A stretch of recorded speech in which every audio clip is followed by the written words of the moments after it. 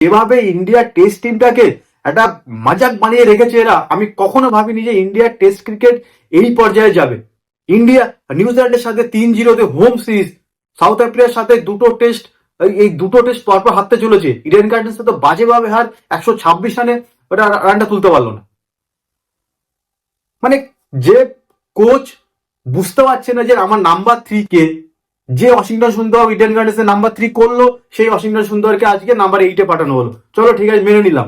সাই সুদর্শন last West Indies টেস্টে 82 run করে এসছে, সে ইডেনের টেস্টে মিস আউট। যে দেশে সচিন টেন্ডুলকর, পূজারা, রাহুল দ্রাবিড়ের মতো প্লেয়ার 3 নম্বর 4 নম্বরে খেলেছে, সেই দেশে নাম্বার 3 থাকে ওয়াশিংটন সুন্দর, সাই সুদর্শন। মিনিংলেস, পুরোটাই মিনিংলেস। ইন্ডিয়ান টেস্ট ক্রিকেট এইভাবে পারফরমেন্স করবে কখনো ভাবিনি। ডোমেস্টিককে কোনোভাবে এরা কোনো প্লেয়ার আনছে না ডোমেস্টিক থেকে। অভিমন্যু ঈশ্বরন, ঋতুরাজ গায়কোয়াড় থেকে শুরু করে, রজত পাতিদার থেকে শুরু করে, সারফরাজ খান থেকে শুরু করে, আরে এটা T20 গেম চলছে যে সব অলরাউন্ডার খেলাচ্ছি আমি, সব অলরাউন্ডার। নীতিশ কুমার রেড্ডি 6 খেলছে। টেস্ট ক্রিকেট হলো টেস্ট স্পেশালিস্টদের জন্য। টেস্ট স্পেশালিস্ট মেন্টালি প্রিপেয়ার থাকবে। টেস্ট গেম তো যতটা টেকনিক ভালো দরকার, মেন্টাল প্রিপেয়ার ততটা দরকার। যদি আমার স্পিন পিচে ব্যাটিং যদি ভালো না করতে পারি, তাহলে আমার খেলে কি লাভ? আমি সবসময় কি রাস্তার মতো পাটা পিচ হবে সেখানে রান করবো? সাউথ আফ্রিকা যে পিচে 439 করছে, কুলদীপ যাদব যে পিচে 100টা বল খেলছে, আমাদের বড় বড় টপ অর্ডার ব্যাটসম্যান কিছু করতে পারছে। Dhruv Jurel, India A series খেললেই 100-200, ইন্ডিয়াতে নামালেই শেষ। আরে ইন্ডিয়াতে লাস্ট কবে একটা fast bowler allrounder Indian home টেস্টে খেলেছে আমার জীবনে জানা নেই। হ্যাঁ, বাইরে খেলতে পারে, একটা স্পিনার বসিয়ে তার জায়গায় একটা ফাস্ট বোলার অলরাউন্ডার খেলতে পারে। নীতিশ কুমার রেড্ডি তোমার 6 নম্বর ব্যাটসম্যান টেস্ট ক্রিকেট হিস্ট্রিতে ইন্ডিয়ার হয়ে। ধ্রুব জুরেল 4 নম্বর ব্যাটসম্যান। শুভমান গিলে চোট খেলো, কোনো বেঞ্চে কোনো প্লেয়ার নেই শুভমান গিলকে ওই জায়গাটা ফিল আপ করবে, ধ্রুব জুরেল করবে।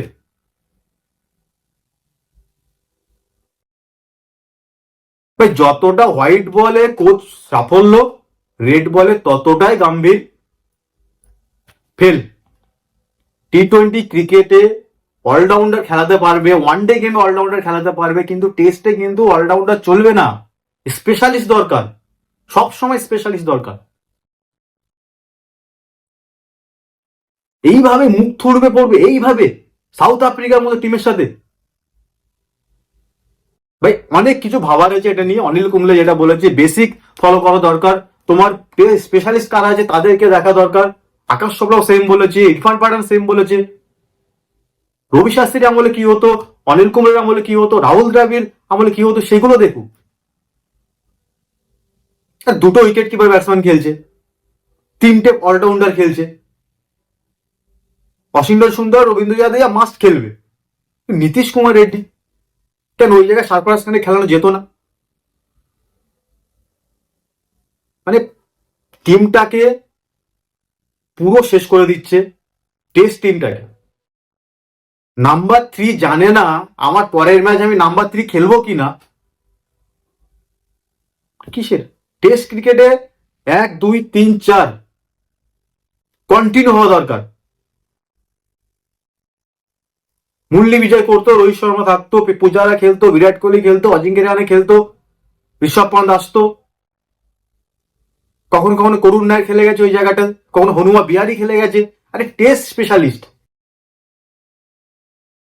ইংল্যান্ডে গিয়ে সিরিজ ড্র করেছো ওই ব্যাটিং পিচ ছিল বলে। এবার কখনো ইংল্যান্ডে যেও, মুরগি করে ছেড়ে দেবে বাজবল।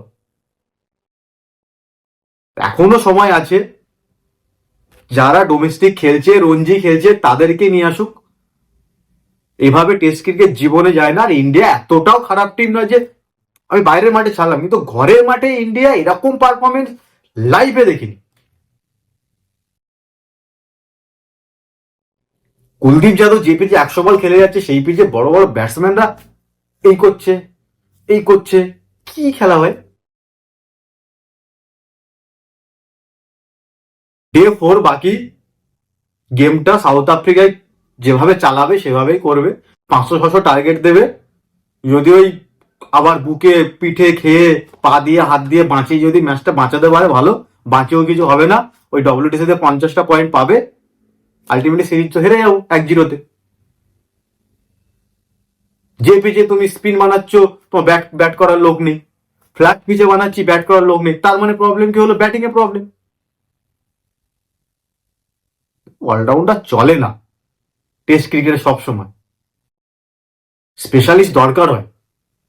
সাই সুদর্শনকে আইপিএল থেকে তুলে এনে খেলাচ্ছ নাম্বার 3-তে, ওখানে পাতিদার, গাইকর, সারফরাজ খান বসে আছে ডোমেস্টিকে বড় বড় রান করে, করুণ নায়ার, কিছু বলার নেই।